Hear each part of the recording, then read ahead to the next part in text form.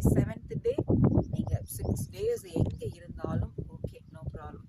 நீங்க ஆண்டவரோட தினந்தோறும் அந்த குழந்தை போல அந்த ஆத்மாவை உண்மையான படைத்த தேவனை நோக்கி படைத்தவரை நோக்கி பார்க்கும், பேசும், பழகும் வச்சீங்கன்னா அதுதான் ஒரு பெரிய ஒரு கிஃப்ட்.